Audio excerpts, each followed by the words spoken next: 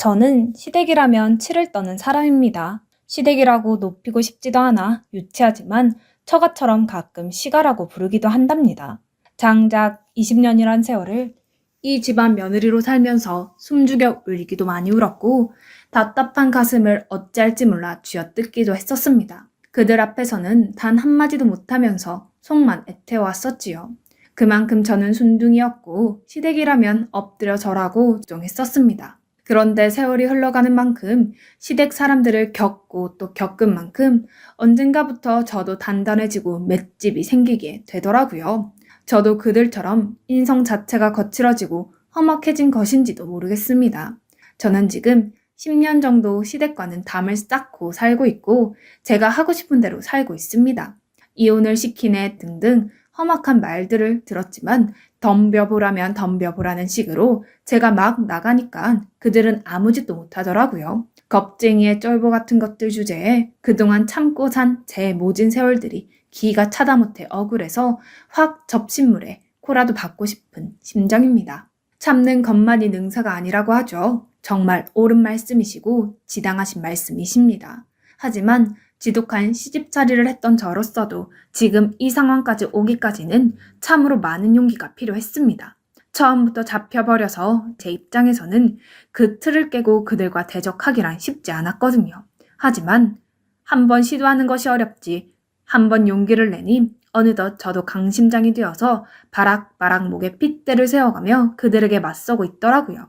죽어도 빠져나오지 못할 것 같았던 평생 등신 천치로만 살아가던 제 결혼 생활과 시집살이에 대한 이야기입니다.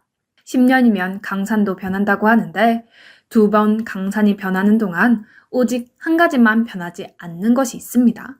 바로 효자 남편과 거칠어도 너무 거친 시어머니, 그리고 중간에서 헌담과 모욕을 주는 시누이들.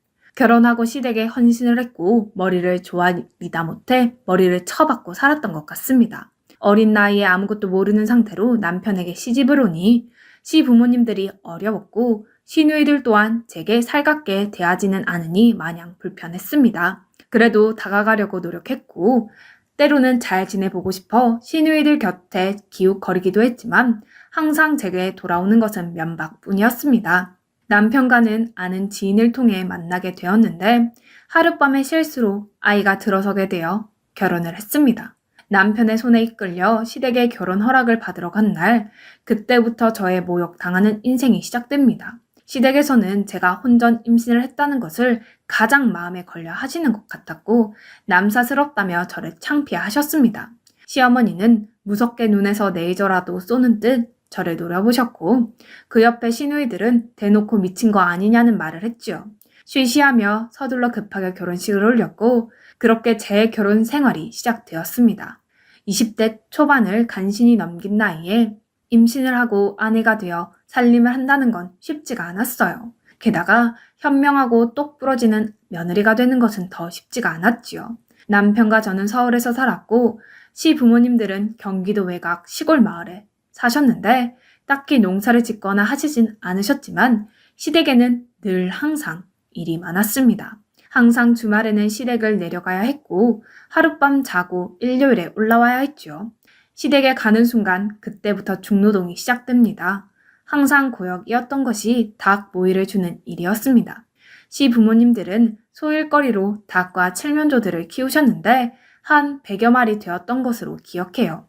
비닐하우스를 치고 그 안에 닭들과 칠면조들이 반으로 나눠 풀어놓고 키우셨는데 그 안에 들어가면 바로 속이 뒤집히는 냄새가 나곤 했었지요.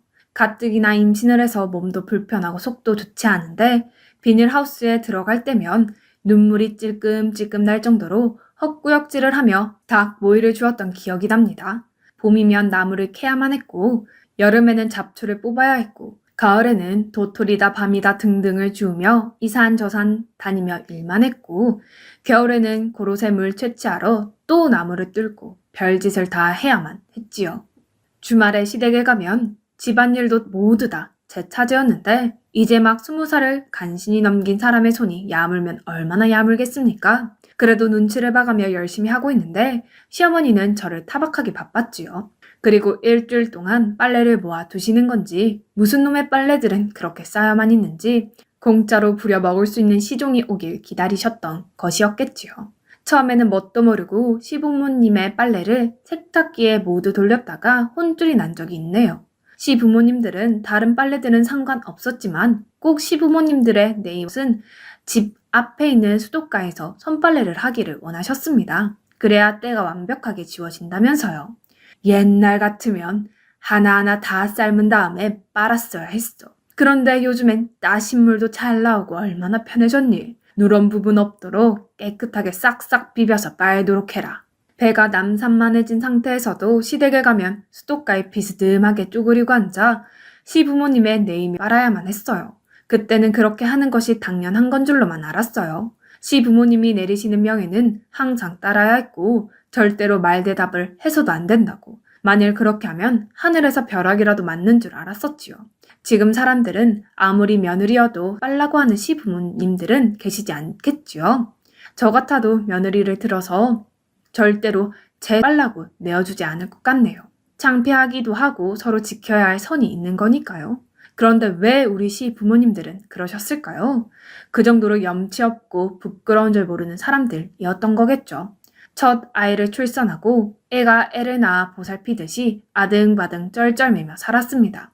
물론 아이를 낳고도 아마 제 기억으로는 일주일 만에 또 시댁에 가서 중노동과 맞먹는 일을 해야만 했었죠. 그래도 남편은 제 몸을 생각해서인 건지 아니면 신혼이어서인지는 모르겠지만 시어머니에게 양해를 구하긴 하더군요. 그냥 집에서 몸조리를 하며 아이 돌보는 데 집중을 했으면 좋겠다고요. 그랬더니 시어머니는 젊은 것이 뭔 상관이냐고, 돌도 씹어먹을 나이에 무슨 몸조리냐고, 니네 옆편네만 애 낳은 것도 아니고 그렇게 싸고 들면 옆편네들 버릇든다고. 자고로 옆편네들은 쥐고 잡고 흔들어야 정신 똑바로 차리지, 그렇지 않으면 결국에는 여우같이 남편을 홀리는 법이라나요? 네 애미를 그렇게 생각해.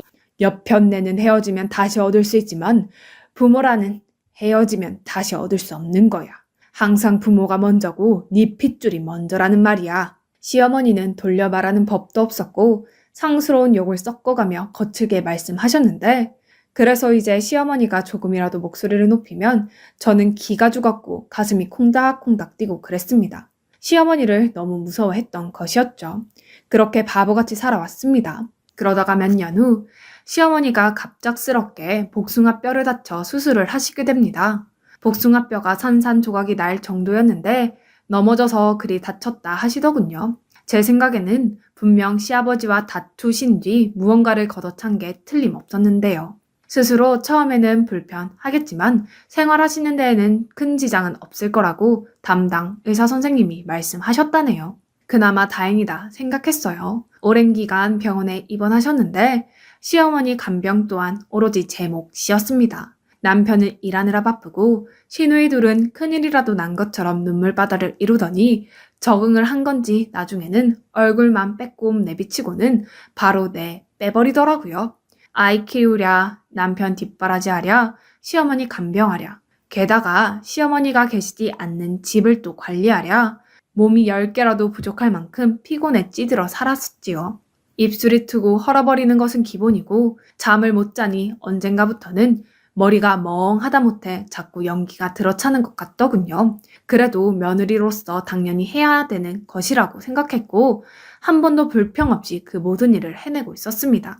시어머니도 병원에 계시고 시아버지 혼자 적적하실까봐 주말에 저희뿐만 아니라 시누이들 식구들도 모두 모인 날이었습니다. 저녁을 해먹고 아이들은 아이들대로 어른들은 어른들대로 시간을 보내다가 잠을 청했어요. 시댁에는 방이 총 3개 있는데 저희 식구들이 들어갈 잘 방이 없어서 그냥 거실에 이불을 깔고 누웠습니다. 한참 자고 있는데 누군가 제 머리를 톡톡 치는 느낌이 들었어요. 이 밤에 누군가 있는데 글쎄 첫째 시누아들이 제 머리를 발로 톡톡 건드리는 것이 아니겠어요. 제가 일어나자 하는 말이 배가 고파 그러니 라면 하나를 끓여달라는 거였습니다. 그때 정말 너무 기가 막혔네요. 지네 엄마가 저를 우습게 생각하니 자식 또한 저를 우습게 생각하니 그리 행동한 거였겠지요. 그래서 엄마한테 끓여달라고 해야지 왜 내게 그러니? 그리고 아무리 그래도 어른 머리를 발로 차는 게 어디 있냐? 라고 좀 나무랐지요. 그랬더니 그 아이 입에서 어마어마한 말이 나오더라고요. 제게 재수없다고 하더라고요. 그리고 엄마한테 이야기하니 저한테 끓여달라 하라고 했다더군요. 제가 지나가는 동네 아줌마도 아니고 엄연히 자기 삼촌의 아내인데 발로 머리를 건드는 것도 모자라 재수가 없다니요. 그때 생각했네요. 이렇게 살면 안 되겠구나. 지금 내 발등 내가 찍고 있었던 거였구나. 내가 무시를 당하게끔 저들이 나를 그렇게 취급하게끔 내가 살고 있었구나 하고 깨닫게 되었지요. 왜 그렇게 늦게 깨닫게 되었는지 모르겠지만 오랜 세월 그렇게 살다 보니 제 몸도 머리도 그들에게 복종하게끔 생각 자체를 멈춰버린 거였겠지요. 시누이들은 항상 얄미웠습니다. 음식을 해도 제 입맛에는 간이 적당한데 트집을 잡으려고 하는 건지 짜다 싱겁다 매일 불평을 했었지요. 이미 시어머님도 간을 보신 터라 제대로 간이 맞다고 하신 건데 시누이들이 밥상머리에서 음식 간을 가지고 이야기를 하면 어느새 시어머니도 시누이들의 의견에 동조를 하시더군요. 도대체 뭘 어쩌라는 건지 그럼 지들이 직접 해서 처먹으면 될 것을. 시누이들은 그냥 저를 괴롭히고 싶었던 것이었을 테고 제가 잘했다는 것을 용납을 할 수 없었던 거였습니다. 시어머니 퇴원하는 날이 다가오자 남편이 제게 그러더군요. 당분간 시부모님들 우리 집에 모셨으면 한다고요. 불편한 다리를 하고 시골에 두 분만 지내시게 하는 게 마음에 걸린다면서요. 그런데 선뜻 그렇게 하자는 말이 나오질 않더라고요. 제가 머뭇거리는 그때 남편이 제게 한 소리 하더군요. 당분간만 그렇게 하면 될 것 같아. 어차피 두 노인네 서울에 아파트 생활하는 거 답답해 하시니까. 어머니 몸만 조금 회복되시면 다시 내려가시겠지. 그런데 당신 왜 그래? 당신처럼 착한 사람이 답변을 머뭇거려? 그럼 노인네 둘을 덩그러니 놔두려고 한 거야? 그건 아니지. 난 당신이 먼저 아버지 어머니 우리 집에 모시자고 할 줄 알았는데. 당신 좀 변했다. 당연히 우리가 모셔야 하는 거 아니야? 착한 사람이 변했다는 남편의 말에 저는 가슴이 쿵 하고 내려앉았습니다. 남편도 그랬던 거였어요. 저는 죽어라 제 몸이 으스러질 지경까지 시댁과 우리 집을 위해 희생하고 있는데 남편 입장에서는 그 모든 것들이 당연했던 것이었고 제 역할이라고 생각했던 거였습니다. 만일 제가 하지 않으면 그것은 비난받아 마땅한 것이었고 힘들어도 죽을 것 같아도 참고 해내면 당연한 것이고 며느리의 도리라고 생각했던 것이었죠. 수고했다, 고생한다 라는 말을 기대한 건 아니지만 적어도 제 노고를 남편은 알아줄 것이라 생각을 했던 제가 바보였어요. 시어머니 간병하느라 지칠 대로 지쳤고 저도 제 몸을 좀 돌봐야 할기에 남편에게 이야기를 했네요. 우선 시누이들이 먼저 돌아가면서 시부모님들을 모시고 가장 마지막에 저희 집에 모셔오는 걸로 하자고요. 어차피 시누이들도 각자 시부모님들을 모시고 사는 것도 아니고 본인들도 자식인데 부모 몸 성치 않을 때 서로 돌아가며 보살피는 것은 당연하지 않겠냐고요. 남편은 제 이야기를 듣더니 잠시 생각에 잠기는 듯 했어요. 그리고 아무 말도 하지 않았지요. 아마 제가 처음으로 남편의 의견에 반기를 드니 할 말을 잊은 듯 했습니다. 그래서 저는 제가 제안했던 방식으로 시부모님들의 거처가 해결이 되는 줄 알았네요. 그런데 그날 저녁 첫째 시누에게 전화가 왔습니다. 화통을 삶아 먹었는지 아니면 본인 엄마를 닮아 그런 건지 울 때가 터져라 제게 소리를 지르더군요. 옳게 지금 제정신이야? 아님 너 돌았니? 왜 네가 해야 할 걸 우리한테 미루는 건데? 우리 출가 외인이야. 그리고 옳게 처음에 뭐라고 했어? 우리 엄마 아버지 나중에 모신다고 그러지 않았어? 애가 결혼하고 싶었을 때는 시부모님 봉양을 최우선으로 생각한다고 사탕발림하더니 이제 좀 컸다 이거야? 어디서 감히 우리 엄마 아버지를 모시지 않겠다고 말할 수가 있어? 네가 지금 착각을 하고 있나 본데 우리 눈엔 아직도 넌 처음 만났을 때 그 어리버리한 모습의 여자거든? 좀 살아보니 편해졌다고 은근히 뻗대나 본데 너 그러다 골로 가는 수가 있어. 엄마 태어나면 당장 니네 집으로 모셔가 알겠어? 만일 엄마가 이 사실을 알게 되면 그날 바로 너는 이혼당하는 거야. 처음 이 집에 아무것도 모르고 시집을 왔을 때의 저라면 그리고 각성을 하지 않은 상태라면 저는 당연히 시부모님들을 저희 집에 모셔왔을 겁니다. 어쩌면 당연한 도리라고 남편의 말처럼 제가 먼저 말을 꺼냈을지도 모릅니다. 그런데 저도 좀 달라졌더라고요. 제 몸이 힘들고 해도 끝이 나지 않는 저만의 일방적인 희생 요구에 저도 지쳤고 게다가 무시당하는 것에도 반감이 생겼거든요. 그리고 시누이면 시누이지 반말을 찍찍 해대며 윽박 지르는 것도 더 이상 못 참겠더군요. 아무리 제가 나이가 어려도 엄연히 엄마이고 이 집 며느리로 살고 있는 사람인데 너라고 부르는 것도 반말을 하시는 것도 듣기 좋진 않네요. 앞으로 형님도 제게 어느 정도 존중을 해주셨으면 좋겠어요. 이제는 아무것도 모르던 풋내기 아니거든요. 그리고 우리 남편만 자식 아니잖아요. 형님도 엄연히 어머니 뱃속에서 나온 사람인데 왜 저희에게만 부모님에 대한 도리를 다하라는 거죠? 출가 외인이라고요? 지나가던 똥개가 웃고 가겠네요. 출가 외인이라고 하는 사람이 그동안 시댁일에 감나라 배나라 하면서 사사건건 간섭하고 저를 괴롭히고 부려먹은 거예요. 그리고 제가 언제 시부모님을 모시고 산다고 했어요? 전 절대로 그런 말 한 적 없어요. 저 처음 인사 온 날 단 한마디도 하지 않았어요. 죄인처럼 고개만 푹 숙이고 있었고 숨소리도 들릴까봐 조마조마하고 있었다고요. 그런데 제가 시부모님을 모시고 살겠다고 사탕발림을 했다고요? 조작도 적당히 하세요. 형님들 두 분이서 주저리 떠들었던 걸 뭘 제가 얘기했다고 하는 건데요. 그리고 아무리 손 아랫사람이라고 해도 컸네 어쩌네 라고 말하는 건 좀 아니지 않나요? 형님이 저를 키워주신 것도 아니고 저보고 뭐가 컸다는 거예요? 남편하고 이혼시킨다고 하면 또 제가 넙죽 엎드려서 죄송합니다 할 줄 아세요? 한번 시켜보세요. 어떻게 되나? 남편이 손해지 제 손해 절대 아니거든요. 그리고 자식 교육 좀 시키세요. 어른한테 재수없다라는 말을 하는 그런 아이가 정상입니까? 저한테 이래라 저래라 할 시간에 본인 자식 인성 교육이나 시키라고요. 애 싹수가 노랗다 못해 썩어 문드러지겠더라고요. 상황 파악 좀 하시고 뭘 좀 알고 떠드세요. 시누이는 시어머니와 마찬가지로 입에 걸레라도 문 듯 쌍욕을 해가며 제가 소리를 질렀지만 저는 전화를 끊어버렸습니다. 될 대로 되라지 하는 심정이었던 것 같아요. 그날 저녁 남편은 제게 소리를 치고 난리를 치더군요. 아무리 속상해도 그렇지 손이 사람인데 제가 말을 너무 심하게 했다고요. 상황 자체를 뭐라고 탓하는 건 아니지만 그래도 신우에게 잘못했다 사과를 하는 것이 도리일 것 같다고 했습니다. 그놈의 도리 타령은 왜 맨날 저한테만 하는지. 그리고 또 그러더군요. 왜 그렇게 변했냐고요. 착하고 순하고 부모님께 효도하던 예쁜 마누라는 어디 가고 표독스럽게 못된 말만 내뱉는 자꾸 화가 난 여자가 앞에 있는 거냐고요. 웃기지도 않았어요. 지들은 그동안 하고 싶은 말 하고 싶은 행동 지들 멋대로 했으면서 저란 사람은 언제까지고 멍청하게 당하기만 하는 사람으로 살 줄 알았나 봐요. 형님한테 사과할 테니까 그 전에 그 자식 보고 나한테 먼저 사과라고 해요. 와서 무릎 꿇고 어른한테 버릇없이 굴어서 죄송하다고 싹싹 빌라고 하라고요. 그 자식 부모도 마찬가지예요. 둘 다 나한테 와서 당신 새끼 엉망진창으로 키워 죄송하다고 먼저 사과하라고 하라고요. 어디 감히 어른 머리를 발로 차요? 평소에 형님이 얼마나 우습게 봤으면 그 자식이 나한테 그렇게 할까요? 당신은 뭐 느끼는 것도 없어요? 당신 식구들이 나를 어떻게 대하는지 눈에 보이지도 않냐고요. 지 자식이 어른한테 버르장 머리 없이 행동하는 건 아무렇지도 않고 쌍욕에 소리나 질러가면서 내가 어쩔 수 없이 한 소리 한 번 한 것 가지고 이런다고요? 개똥 같은 것들 같으니라고. 이제 더 이상 착한 사람 당신 옆에는 없어요. 이런 내가 마음에 안 들면 이혼해요. 나도 이제 막 나갈 거야. 당신 식구들한테 당하지도 않을 거고 그동안 겪은 소모에 대해서 위자료도 왕창 청구해서 내 새끼랑 나가서 잘 먹고 잘 살 거야.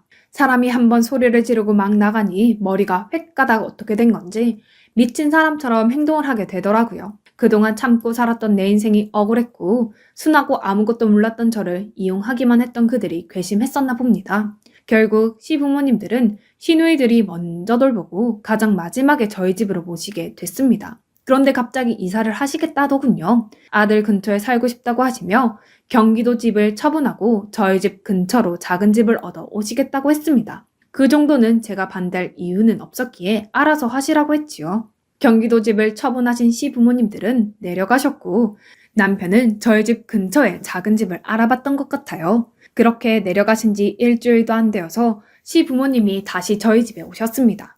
잔뜩 짐을 챙겨서는요. 경기도 집이 워낙에 오래되기도 했고 놔둬도 당장 살 사람이 없기에 그냥 대충 문만 잠그고 급한 물건만 챙겨서 오셨다더군요. 아직 서울에 집도 구하지 않았는데 뭐 그리 급하게 오셨냐고 하니 시어머니는 또다시 기가 막힌 이야기를 하셨습니다. 그냥 여기서 살까 한다. 내가 딸들 집에도 있어봤고 너네 집에도 있어봤는데 내 비위를 잘 맞추는 건 역시 너만한 사람이 없긴 하더라. 역시 시어머니 생각할 줄 알고 눈빛만 봐도 알아채는 건 며느리밖에 없어. 그리고 우리가 살면 얼마나 산다고. 죽기 전까지 며느리가 해주는 따뜻한 밥 먹고 우리 아들 얼굴도 매일 보고 우리 손주도 매일 보고 이런 게 늙음하게 행복이 아닌가 싶다. 딸들하고 의논했었는데 내가 니네 집에 들어가 사는 게 돈 아끼는 거라고 하더라. 늙어서 돈 없으면 며느리한테 무시당한다고 무슨 집을 얻어 사냐고. 그냥 아들 집에 들어가 살면 되지 않냐고 하더라고. 곰곰이 생각해보니까 그게 이득인 것 같아. 암튼 며느라 우리 잘 지내보도록 하자. 뒤통수를 꽝 얻어맞은 것 같았습니다. 그들의 뻔뻔함과 아나무인인 행동에 할 말을 잃을 정도였습니다. 저의 시어머니의 생각은 언제나 유연하고 탄력적이십니다. 본인 입맛에 맞게 받아들이고 싶은 건 유연하게 받아들였다가 다시 생각이 바뀌면 다시 받아들이지 않고 비난을 하셨다가 언제 저를 그렇게 며느리로 생각을 했고 언제부터 우리가 그렇게 사이좋은 시어머니와 며느리였다고 눈빛만 봐도 아래채는 며느리라니요. 매일같이 말귀 못 알아먹고 눈치 없는 옆편내라고 했으면서 노망이 드신 건지 본인이 한 이야기는 까마득히 잊어버렸나 봅니다. 아니요. 너무 죄송하지만요. 저 어머님하고 잘 지낼 자신 없는데요. 저희 근처로 이사 오셔서 가끔 뵙는 건 저도 상관이 없는데요. 같은 집에서 사는 건 무리일 것 같아요. 만일 남편 얼굴이나 우리 아이 얼굴이 매일 보고 싶으신 거라면 그 둘을 매일 어머니 집으로 보낼게요. 그렇게 실컷 보시면 되시잖아요. 어머니 돈 없다고 무시하고 못돼 먹고 막 나가는 며느리 아니니까 걱정하지 마세요. 그러니까 집 얻어서 저희 근처에 사세요. 저는 어머니랑 같이 못 살아요. 어머니가 좋아서 비위를 잘 맞춰드리는 게 아니라 그동안 제가 어머니에게 기주고 살고 쩔쩔매고 살아서 그게 몸에 익어 그런 거예요. 저는 아직까지도 어머니가 어떤 분이신지 잘 모르겠거든요. 그건 어머니가 오해하신 거예요. 어머니 눈빛만 보고 어머니 기분 알아채고 어머니가 원하는 거 탁탁 해내는 그런 며느리 저는 아니거든요. 일단 그 사람 오면 집에 모셔다 드리라고 제가 전화 넣어 놓을게요. 그럼 좀 편안하게 계시다가 알아서 가시도록 하세요. 사실 오늘 제가 친정에 일이 있어서 좀 가봐야 하거든요. 그럼 전 약속이 있어서 이만 나가보겠습니다. 그때 시부모님의 얼굴은 당황 그 자체였습니다. 부르르 떨지도 않고 시부모님을 똑바로 응시하며 제가 그렇게 이야기를 했으니 당연히 그럴 만도 했지요. 하지만 이내 정신을 차리시더니 어머님이 제게 소리를 질러댔지만 저는 가방을 챙겨 밖으로 나갔습니다. 당연히 친정에 가지 않았어요. 친정에 일도 없었고 약속을 잡은 것도 아니었기에 그냥 이리저리 좀 돌아다녔네요. 그렇게 처음으로 혼자서 호텔이라는 것도 가보게 되었습니다. 하얀 침대보에 노란 조명 등이 켜져 있는 깔끔한 침대에 누워서 오늘 시어머니에게 한 말을 곱씹어 보았습니다. 생각하고 또 생각할수록 어디서 그런 용기가 나왔는지 헛웃음이 나더라고요. 그날 저녁에 제 전화기는 난리도 아니었어요. 시어머니 전화에 남편 전화에 살면서 그렇게 저를 애타게 찾는 사람들 처음 보았네요.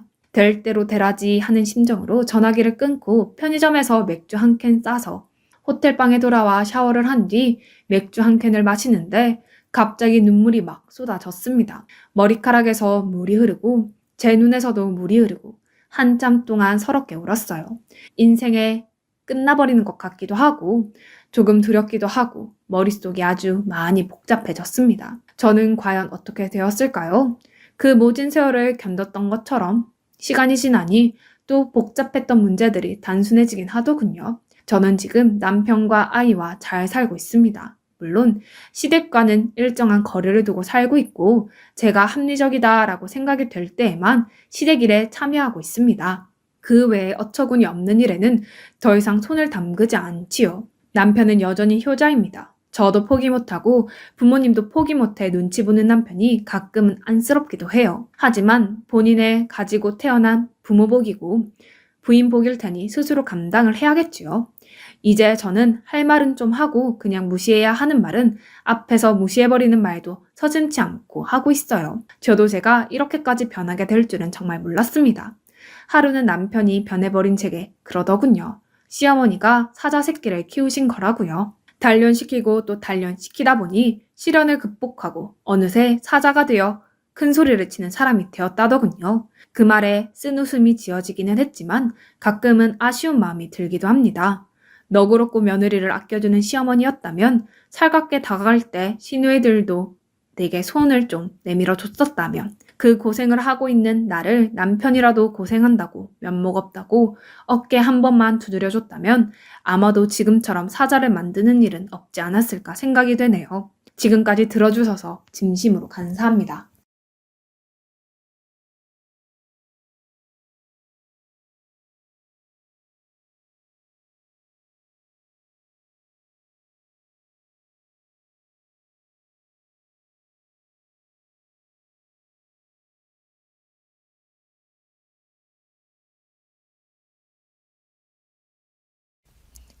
안녕하세요. 저는 53세 건어물 판매를 하고 있는 일남 일녀를 둔 엄마입니다.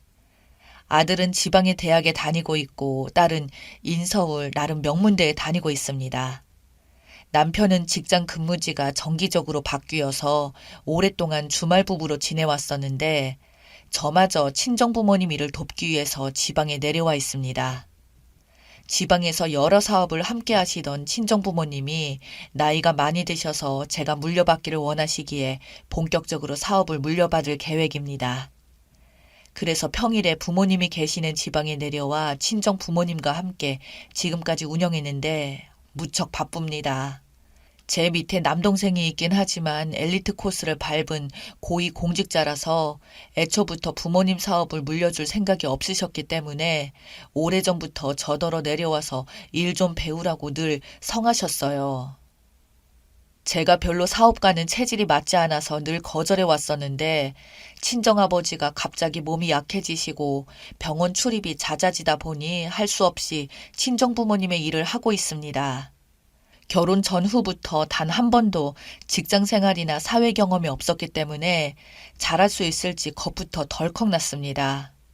전국을 대상으로 하는 거래처로 우리 물건이 대량으로 보내지고 있는데 이것을 모두 인터넷 거래를 하고 있어요.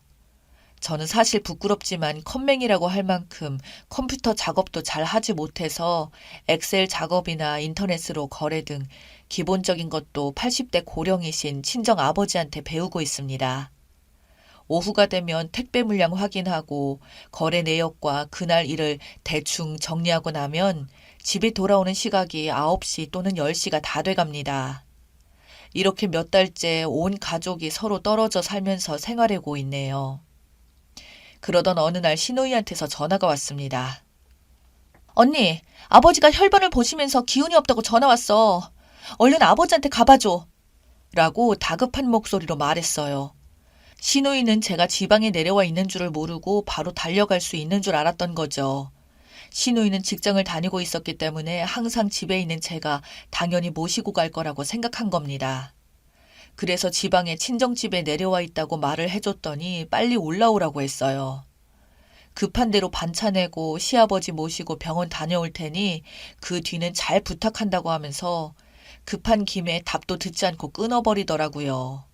그래서 다시 전화해서 친정 부모님 일을 도와드리러 왔기 때문에 당분간 올라갈 수 없다고 하고 시아버지 모시고 병원 잘 다녀오라고 했습니다. 그러고 나서 조금 있으니까 남편한테서 전화가 왔네요. 너 정말 그럴 거야? 아버지가 위독하시다는데 며느리가 안 올라오고 뭐 하는데? 라고 하는 겁니다. 급박한 목소리로 아버지가 엄청 위독하다며 빨리 올라오라고 하길래 저도 깜짝 놀라서 다 제쳐두고 바로 그 길로 나왔습니다. 그리고 입원했다던 병원으로 바로 직행했는데 알고 보니 거짓말이었습니다. 아무렇지도 않은 듯이 아주 편안하게 수액을 맞고 계시더라고요.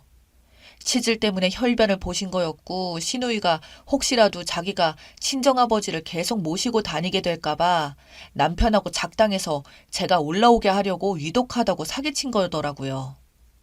늘 건강하시던 시아버지가 갑자기 화장실에서 큰일을 보시는 중에 피가 쏟아지는 것을 보고 놀라신 것 말고는 지극히 건강하시다고 의사가 말씀하셨어요. 어찌 됐건 시아버지가 위독한 줄 알고 왔었는데 다행히도 치질이라고 하니까 마음을 놓기는 했지만 생각할수록 남편과 시누이가 한 짓이 얄미웠습니다. 위독하다고 빨리 올라오라던 남편은 오지 않았었고 시누이는 제가 병원에 도착하자마자 기다렸다는 듯이 바로 가버렸습니다. 병실에 누워 계시는 시아버지는 왜 이렇게 늦게 왔냐며 타박하셨고요. 병원에 데려다 줄 사람은 저밖에 없다면서 당분간 치질 수술 끝날 때까지 병실을 지키라고 아예 단도직입적으로 말씀하셨습니다. 아마도 시누이가 그렇게 하라고 시킨 것 같았어요. 그래서 친정 부모님도 돌봐드려야 하고 아버님이 위독하시는 말에 놀라서 하던 일도 잠시 멈추고 올라온 거라서 다시 내려가야 한다고 말씀을 드렸죠. 그랬더니 화를 엄청 내시더군요. 시아버지 아프다는데 감히 자기 일 보러 가는 며느리가 세상에 어디 있냐며 6인실 병실에서 다른 환자들도 있는데 떠나갈 듯이 소리쳤습니다. 옆에 환자분들이 눈치를 주는데도 상관없이 소리를 지르셨죠. 저희 시아버지는 교장으로 퇴직하셨는데 교육자로서 자부심이 대단한 분이십니다. 하시는 말씀마다 하나도 틀리지 않고 구구절절 전부 다 옳은 말씀만 하시는데 그 일장연설이 다 끝나야 입을 열거나 그 자리에서 움직일 수가 있습니다. 그 성격을 알기 때문에 다른 환자분들께는 죄송하다고 머리 숙였고 아무 말 못하고 두 손 모아 공손한 자세로 서서 그 긴 일장연설이 끝날 때까지 기다려야 했습니다. 아니 내가 무슨 죄라고 이 나이 먹도록 시아버지 잔소리를 들어야 하는 거죠. 그렇게 억울한 생각이 들수록 시누이와 남편이 정말 얄밉더라고요. 그래서 시아버지 말씀이 끝나자마자 남편에게 전화를 했어요. 한참 만에 봤더니 전화 너머로 시끌벅적 왁자지껄 한 것을 보니 딱 봐도 회식 아니면 술집인 것 같았어요. 한 잔 걸친 모양이라 제 말이 귀에 들리지도 않은 모양이었습니다. 나에게 사기쳐서 올라오게 해서 자기 아버지를 맡겨버리고 나 몰라라 하고 술 처먹고 있냐고 악담을 했더니 네가 알아서 아버지 잘 모시라고 하고는 끊어버렸어요. 정말 약이 올랐습니다. 위독하다고 해서 미친 사람처럼 올라왔는데 시누이는 나 몰라라 하고 가버리고 시아버지는 나를 한참 세워놓고 일장연설을 하지 않나 열이 슬슬 올라왔습니다. 그래서 시누이에게 톡을 보냈습니다. 친정 아버지가 갑자기 위독하시다고 하셔서 급히 내려가 봐야겠네. 아버님 잘 부탁해 라고 했습니다. 그리고 시아버지한테 가서 저희 친정 아버지께서 몹시 위독하시다고 하셔서 당장 내려간다면서 남편과 아가씨가 아버님을 잘 모실 테니 걱정 마시라고 말씀드리고 황급히 나와버렸습니다. 눈에는 눈, 이에는 이라는 말처럼 시누이와 남편이 사기쳐서 저를 오게 한 것처럼 똑같이 해주자는 심정이었습니다. 그렇지 않나요? 우리 부모 아플 때는 단 한 번도 병원 모시고 간 적 없는 인간이 며느리가 무슨 죄라고 자기 부모를 떠맡기다니 이번엔 그냥 넘어가지 않을 생각이었습니다. 생전 시아버지한테 말대꾸하지 않고 고분고분했는데 감히 시아버지 답도 듣지 않고 무작정 나가버리니 좀 놀라셨을 것 같았어요. 우리 시아버지는 그런 분이셨어요. 올해 시댁 식구들과 있을 때 하늘 같은 남편에게 밥 먹으라고 소리 질렀다는 이유만으로 밥도 못 먹고 밖에 눈이 펑펑 오는 차디찬 마룻바닥에 무릎을 꿇게 하고 일장연설을 하셨던 분입니다. 시어머니께서는 오히려 따뜻하신 분이셨는데 암으로 일찍 돌아가셔서 매우 안타까웠어요. 그 뒤로 시아버지 혼자 살고 계시는데 다행히도 저희가 주말 부부라서 합가하자고 하지 않으셨습니다. 그렇게 바른말 옳은말만 하시는 시아버지도 어쩔 수 없는 딸 가진 아버지셨어요. 시누이의 시댁에는 90세가 넘는 시어머니가 계셨어요. 시누이의 시어머니께서 골다공증이 심해서 지방에서 올라오셔서 시누이의 집에 잠시 지내고 있었던 적도 있었고 병원에 갈 때마다 오셔서 시누이 집에 계시다가 가고 했답니다. 그러다가 건강 상태가 더 악화되니까 근교 요양병원에 입원시켰고 주말마다 시어머니를 뵈러 다닌다고 했습니다. 그럴 때마다 시아버지한테 투덜거리며 힘들다고 했었다고 했습니다. 어느 날 시아버지를 뵈러 갔더니 저희 남편에게 뜻밖의 말씀을 하셨어요. 90살이나 넘게 살았으면 빨리 죽어버려야지. 아직도 멀쩡하더란다. 나이 90이면 살 만큼 살아놓고 무슨 낯짝으로 숨이 붙어있는 거냐? 빨리 죽을 일이지. 남의 딸 고생은 다 시키고 자빠졌네. 하시는 겁니다. 순간 저는 제 귀를 의심했습니다. 자부심 강한 교육자 맞으세요? 라고 물어보고 싶더군요. 남편은 며느리 앞에서 무슨 그리도 심한 소리를 하시냐고 했더니 시아버지께서 하시는 말씀이 걱정 마라.